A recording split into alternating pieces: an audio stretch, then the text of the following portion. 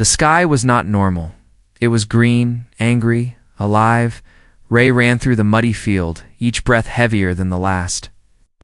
Behind him, the wind roared like a beast. Trees snapped like matchsticks. Debris flew past his face, sharp metal, shattered. Signs, even a car tire. The hurricane wasn't just a storm. It was a living nightmare chasing him. He had only minutes to find shelter, maybe lest his car had broken down an hour ago. He tried to call for help, but the signal was dead. The emergency broadcast said to stay indoors, but Ray had no indoors. He was alone, stranded, and running for his life. Lightning lit up the sky, briefly turning night into day. And that's when he saw it, half buried in the ground. Hidden behind collapsed trees and dirt was a metal hatch, old, rusty, like a fallout. Shelter from another time, but it was still intact, still sealed. It looked forgotten, like no one had touched it in decades. Ray didn't care. He ran to the hatch, pulled on the handle and slipped. Mud covered his boots. The wind almost knocked him down. But he held tight. With one strong pull, the hatch groaned open. A cold wind blew up from below. The air smelled ... wrong, like dust, rust. And something ancient. He had no time to think. Ray dropped inside and pulled the hatch closed behind him. Everything went silent. The noise of the storm vanished. Like a switch had been flipped. He sat there, catching his breath, feeling his heart slam in his chest. The air was thick, smelled like wet metal and burned wires. A dim red emergency light blinked from a wall panel, giving the narrow corridor a hellish glow. "Hello?" He called out. No answer. He stood slowly and looked around.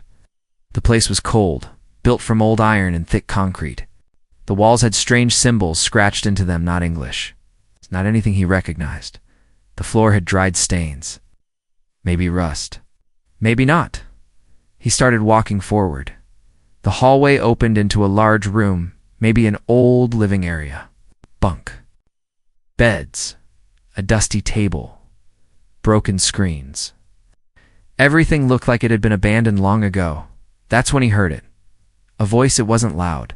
It wasn't angry. It was calm, hungry, soft. "My fast ends today." Ray froze. It didn't sound like a human voice. It was deeper, smoother, and echoed, even though it came from close by. He turned slowly toward the corner of the room. Something was sitting there, hidden in the shadows, tall, still, wrapped in what looked like a cloak made of dark fibers. Face was hidden, but two glowing blue eyes stared at him through the dark. Ray stepped back.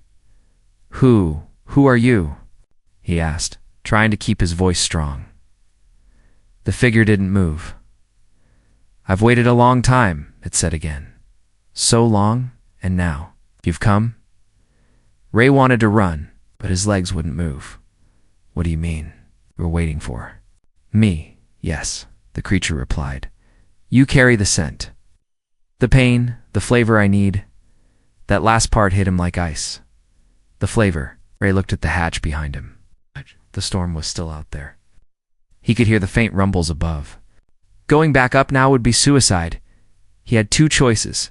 Stay here with the glowing-eyed thing, or die in the hurricane. He swallowed hard and forced his mouth to move. "What are you?" The creature tilted its head. Its eyes blinked slowly. "I was human once," it whispered. "Like you?" Ray's heart skipped. "What happened to you?"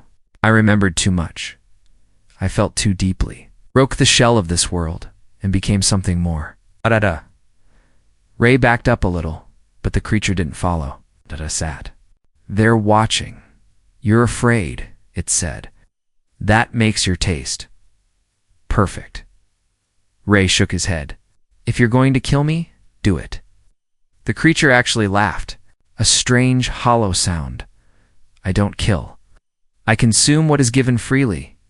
And you're already feeding me." Ray's head spun. He didn't understand, but he knew one thing. This was not a normal bunker.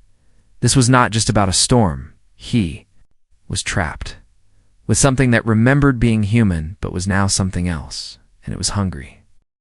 Ray stood still, his back to the wall, heart beating like a drum inside his chest. The creature hadn't moved.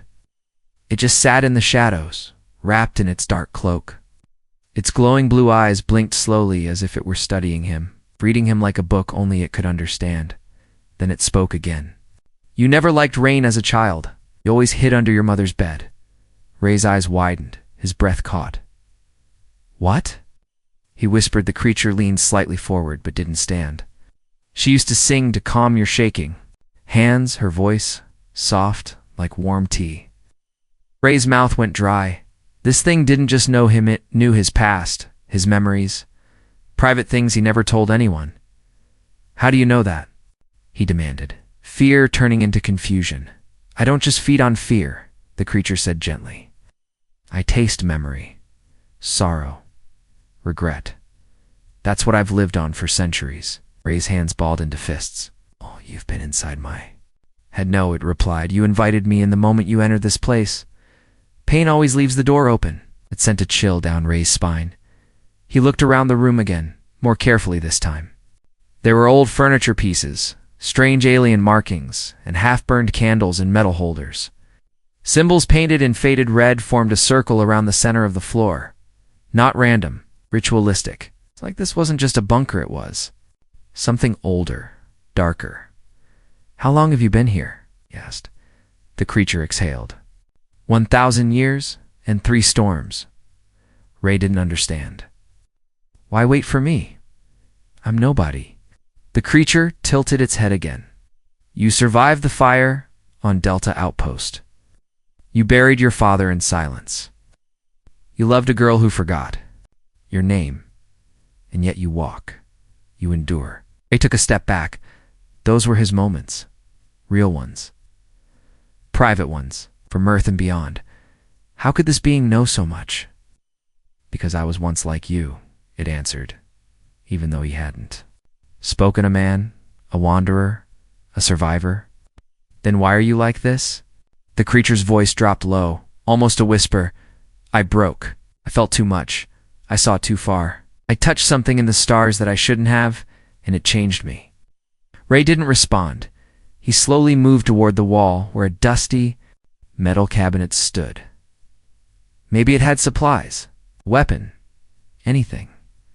He pulled it open quietly. Inside was a mirror. Cracked, old. He looked at his own reflection, mud on his face. Torn jacket, eyes wide with fear. But then, the mirror changed.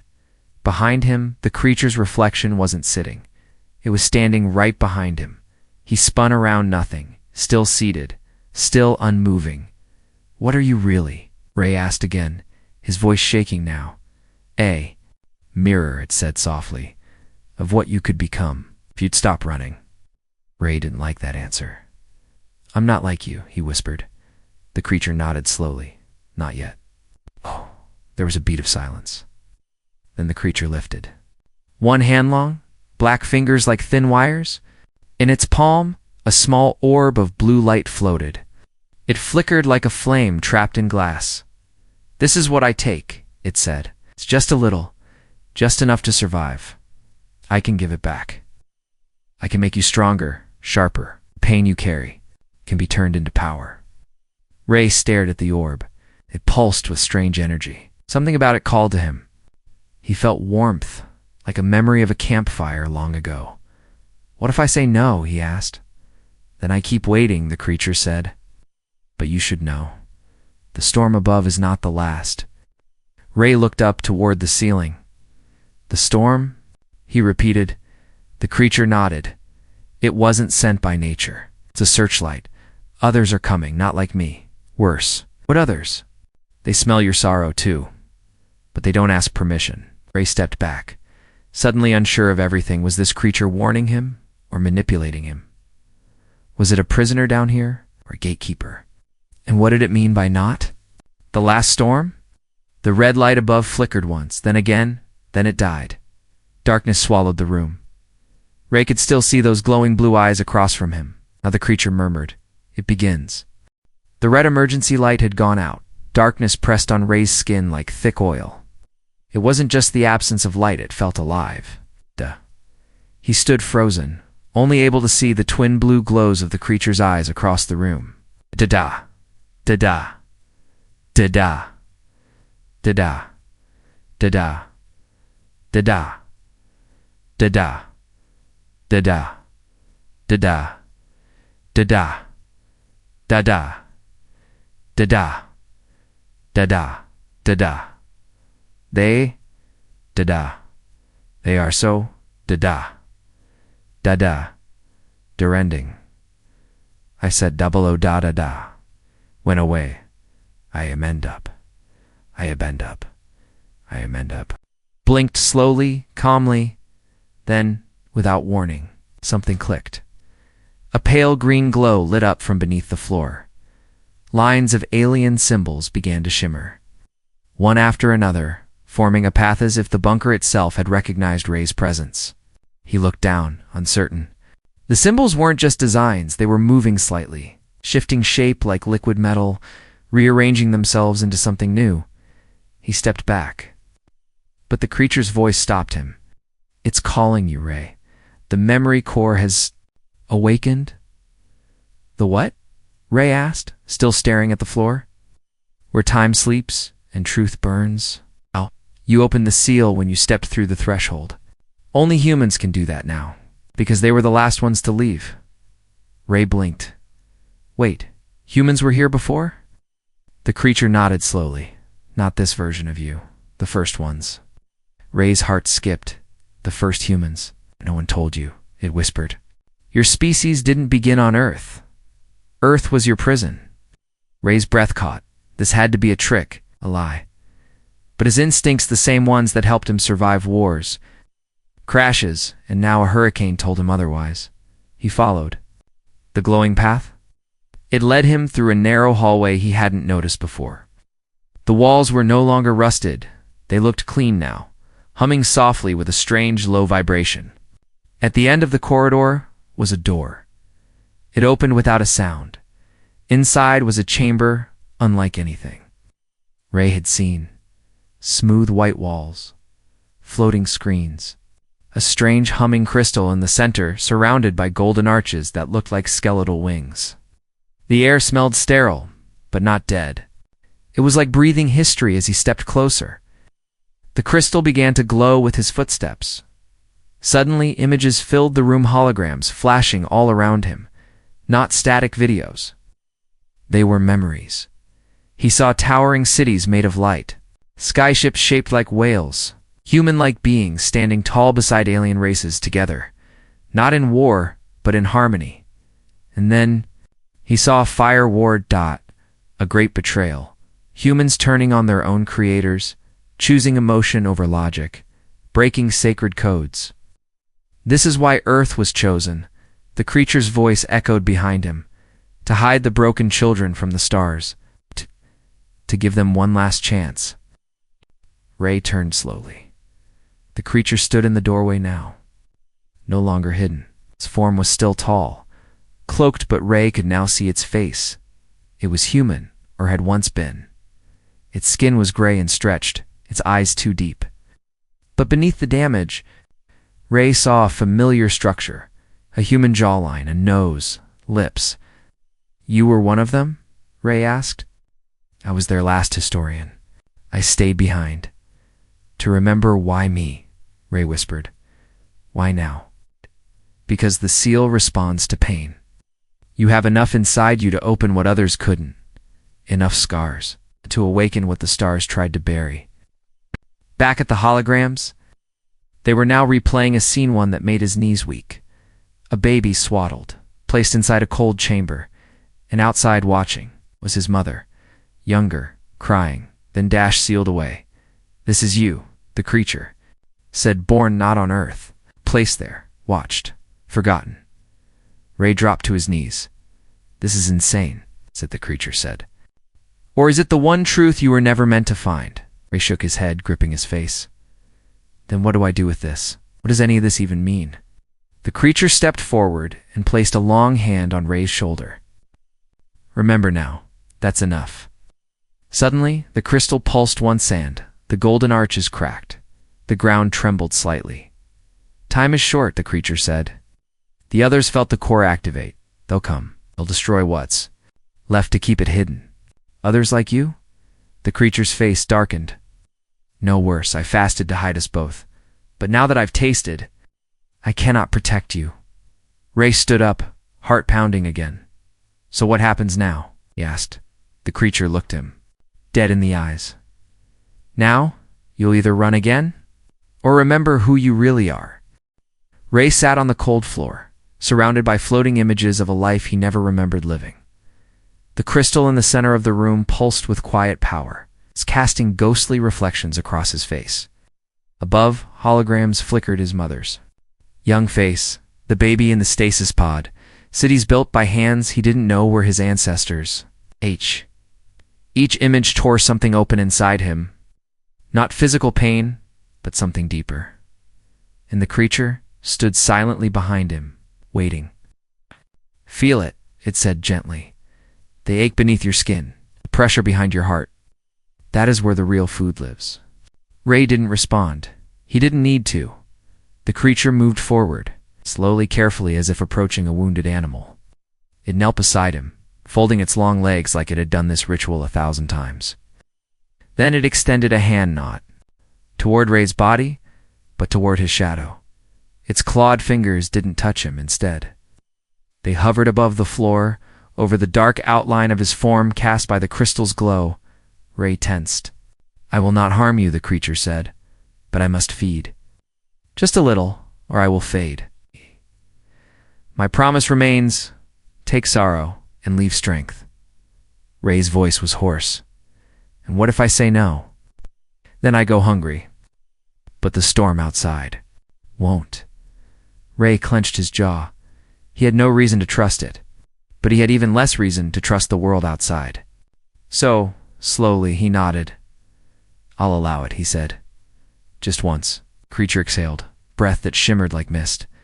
Then, in complete silence, its hand pressed down onto the shadow. There was no pain, but Ray's body shuddered. Suddenly, memories he never wanted to see again came flooding back: his father's funeral, the burnt-out house, the silence after the explosion that killed his unit, the voicemail from the woman he loved, saying goodbye, right before she left forever. Each one struck him like a wave. But instead of drowning, something strange happened. The pain didn't crush him. It flowed out, slowly, like poison being pulled from a wound. The crystal brightened. The creature trembled, as if the emotions were wine it hadn't tasted in centuries. Its eyes flickered brighter. Its body seemed to gain new strength. Its voice steadied. Ray fell back, gasping, but he didn't feel weaker. He felt lighter. The memories were still there, but the pain had less weight. What did you do? He asked, stunned. The creature bowed its head, took the edge, left the blade. Ray looked at his hands. They weren't shaking anymore. I feel like I can breathe. Emotion is a power, the creature said. Yours ran wild. Now it is still. Use it. Ray stood up slowly, still unsure of what had just happened. But something had changed. He could see more clearly now. Small markings etched along the crystal's surface. They weren't just designs. They were coordinates, star maps, memory, trail, and in the center, a glowing sigil, a symbol that matched the scar on his back, the one he thought was just a birthmark. His mind raced. What is this? He asked, pointing. The creature walked to the crystal, placing its hand on it gently. The map to where your people fell, where the truth sleeps, where the second awakening begins. Ray stared at it. His heartbeat grew faster. The ache in his chest had faded, replaced by something new: clarity. But his peace didn't last long. Suddenly, the bunker shook violently. Dust fell from the ceiling. Lights flickered. Ray looked up. Was that another quake? The creature's face turned. Cold. No, they found us. Ray grabbed the side of the wall. Who? The ones that hunt forgotten blood. They followed the memory signal. Ray's eyes widened. Then we have to leave. Wait, no, the creature said. You have to leave. Ray shook his head. What about you? The creature touched his shoulder. I am bound to this chamber. My fast ended when I fed. That was the deal. Ray's voice cracked. But you helped me. The creature smiled. For the first time, it didn't look monstrous. It looked human. Then repay me it.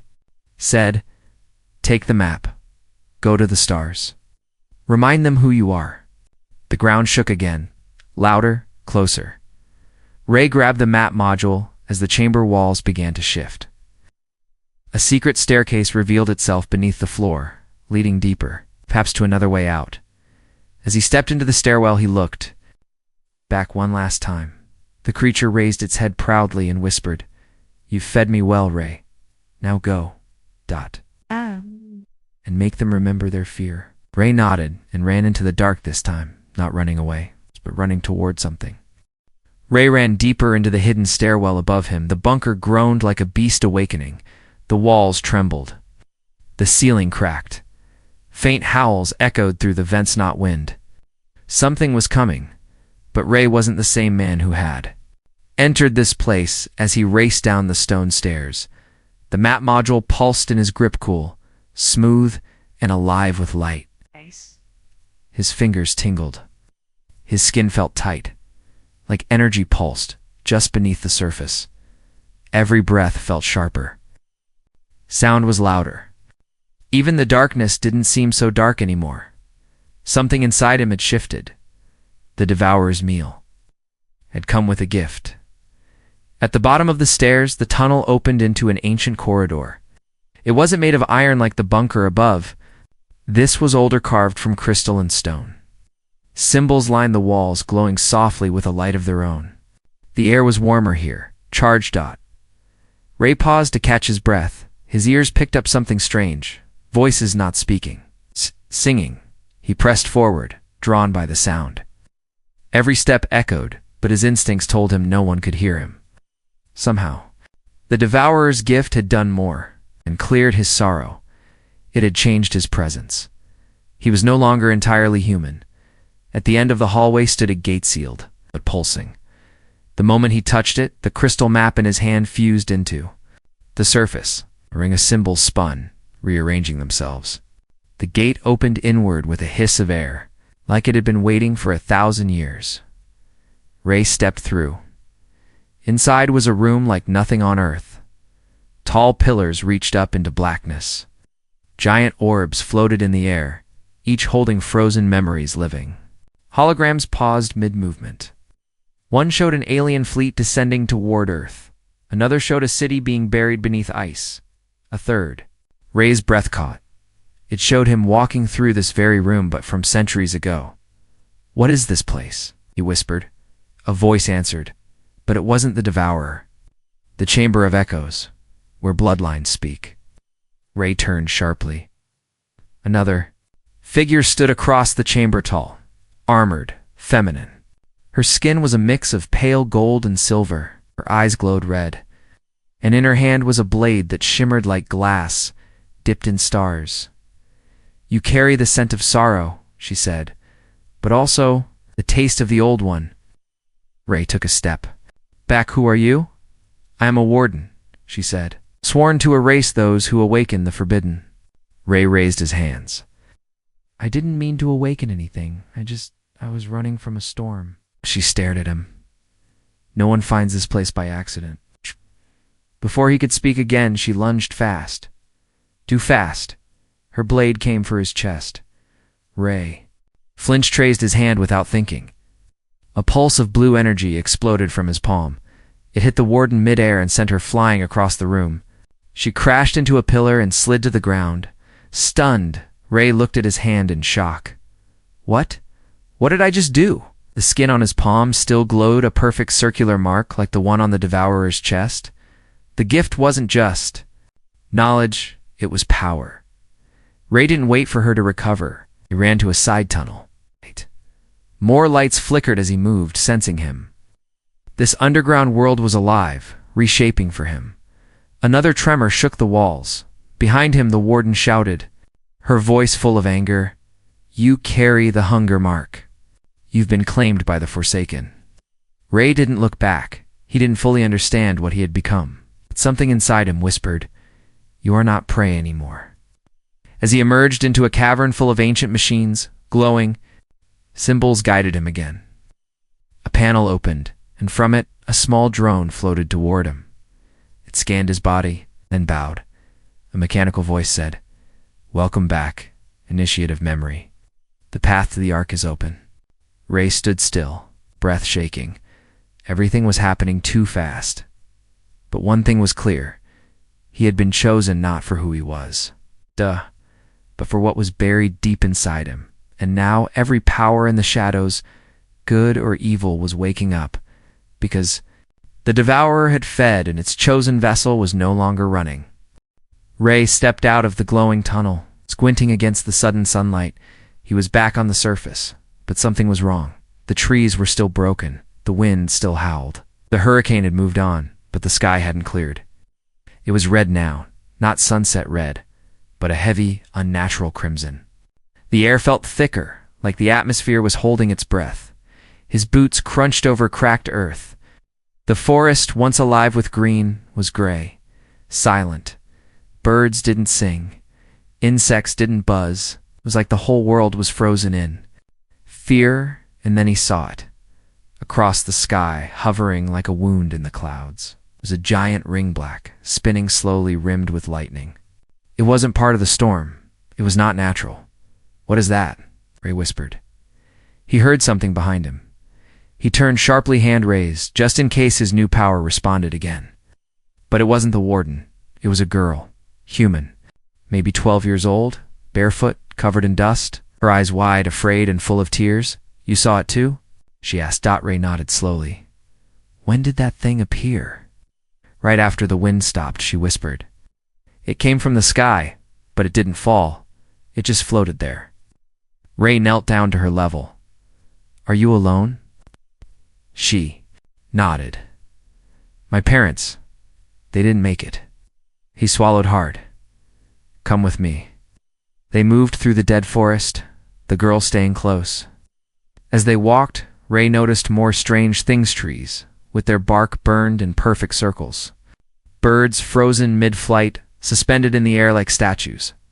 "This isn't Earth anymore," Ray muttered. "No," the girl said. It's waiting." They reached a clearing where a broken road split the forest.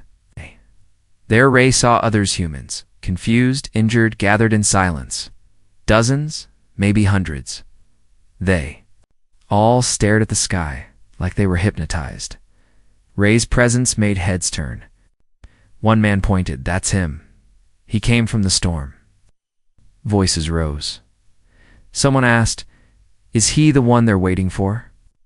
Ray raised his hands. "I don't know what's going on," but the little girl tugged his jacket. "You glow," she whispered. He looked down. His chest right over his heart was shining faintly through his shirt. The mark from the creature had spread, branching like blue fire beneath his skin. That's when a sound like a horn tore across the sky, deep, alien, and coming from the black. Ring above, everyone dropped to their knees. Everyone, except Ray. He stood tall, body humming with power he didn't understand. And then, in a voice that echoed through every mind, the ring spoke. "The memory bearer has surfaced. Protocol ends. Retrieval begins." The ground shook. Cracks opened. From them, machines rose not built by humans. Slender, spider-like creatures with golden limbs and glowing red centers. They didn't attack. They scanned. They searched. Ray stepped forward. "Who sent you?" he shouted. One of the machines turned toward him. The red light in its center pulsed faster. Target located. It lunged. Ray raised his hand out of instinct, and his arm exploded with blue light. A wave of energy burst from his palm, slamming the machine backward into a boulder. It shattered on impact. The other machines paused. Now they knew he could fight. Now they knew he was active. More machines rose. The people screamed and scattered. Ray stood in front of the girl, ready to protect her, but the next machine stopped short. Its red core shifted to blue. Confirmed. Initiative memory. Ray blinked. It wasn't attacking. "Command received," it said. "Escort begins." Ray didn't move. "You want me to come with you?" The machine nodded, then turned toward the ring in the sky above them. The clouds swirled, forming a spiral down to the earth. A portal. Ray looked at the girl beside him. I can't leave her. Human companions permitted, the machine said. More. People emerged from the forest. Some ran. Others watched. Many dropped to their knees again, praying, whispering. Is he our protector? One asked. No, another said. He's our warning. Ray stepped forward, heart pounding. He had been hunted, changed, chosen, and now the sky itself opened for him. Whatever was coming wasn't just for him, it was for Earth. And somehow, he'd become the only one who could speak their forgotten language.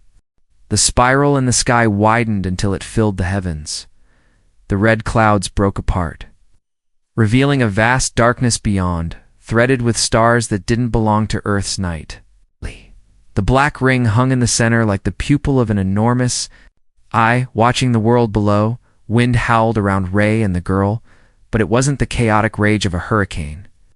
This was controlled a pull, a summons. The spider-like machines formed a circle around them. Their glowing red cores now shone blue, matching the mark on Ray's chest. The girl clung to his arm, trembling. I don't like this, she whispered. Ray didn't either. But he knew running wasn't an option anymore. A beam of blue light descended from the ring, striking the ground in front of them. It didn't burn. It didn't scorch. Instead, it was like looking into a tunnel of pure energy, stretching into the stars. The lead machine spoke. Memory bearer, step into the passage. Ray stood still. What's on the other side? Hall, the voice of the Ark, the one who remembers. The girl looked up at him, her small voice tight with fear. If you go, I go. Ray almost said no. But he remembered the creature's last words. Take the map. Go to the stars. Remind them who you are. This was the path, and maybe just, maybe the only chance to protect her. They stepped into the beam. The world dissolved, not like falling asleep. Like teleporting, like being peeled apart and put back together. His body felt weightless and heavy at the same time. His heart beat faster, then slower, then faster again. He could hear whispers, thousands of voices, speaking in the language he'd begun to understand. When the light faded, they stood on a bridge of black glass suspended in endless space. Below, enormous shapes moved, colossal machines, some shaped like beasts, others like ships, all gliding through a sea of stars. Ahead, a single throne floated above the bridge. On it sat a figure. Unlike anything Ray had seen, it was humanoid, tall, armored, in plates of silver that flowed like liquid. A crown of light hovered above its head. Its eyes both were the same glowing blue as Ray's mark. You've come, the figure said, voice deep and resonant. Ray swallowed hard. And you are the Archmind, the last witness of the first ones, and you are their echo. Ray stepped forward. I don't understand what I'm supposed to do. You were hidden on Earth for one reason, because the galaxy fears what your kind can become. You feel too much. You endure too long. You rise too quickly. If you awaken, you change everything. Ray glanced back at the girl. The bunker, the devourer, all of it was to get me here. Yes, the devourer was my shield. It kept you from those who would erase you before you were ready. Ray's hands curled into fists. Ready for what? The Archmind's gaze sharpened. To choose. The space around them shimmered, forming two visions. One showed Earth burning under the shadow of fleets. Humans chained, their history erased. Again, the other showed Earth rising, ships of human design soaring into the stars, standing alongside other civilizations. If you take the power fully, the Archmind said, you will lead your people to the stars, but they will never be the same. They will become like the first ones, feared, dangerous, untouchable. Ray's heart pounded, and if I refuse, the storm will come again. The wardens will wipe your kind clean. Earth will sleep, forgotten. Ray looked at the girl. She stared back, silent, trusting him. The choice was unbearable. He turned to the Archmind. What happens to me? You will walk between worlds. You will never belong fully to either. Ray took a deep breath and stepped forward. Then I choose to remember. The Archmine raised a hand. A wave of energy surged from the throne, slamming into Ray's chest. But it wasn't panic, it was weight. Millennia of memory poured into him. Battles, victories, losses, the rise and fall of empires. The first humans walking between suns. The mark on his chest flared so bright it lit the bridge. The girl shielded her eyes. When the light faded, Ray stood taller, stronger. His voice carried a power that wasn't there before. "Tell the galaxy," he said. "The children of Earth are awake." The Archmine smiled, and the black ring in the sky above Earth began to turn. Back on the surface, people looked up as the crimson clouds cracked apart, revealing stars that didn't belong to their night. A voice, deep and clear, echoed across. "The world, we are not prey." For the first time in 1,000 years, the galaxy remembered to be afraid.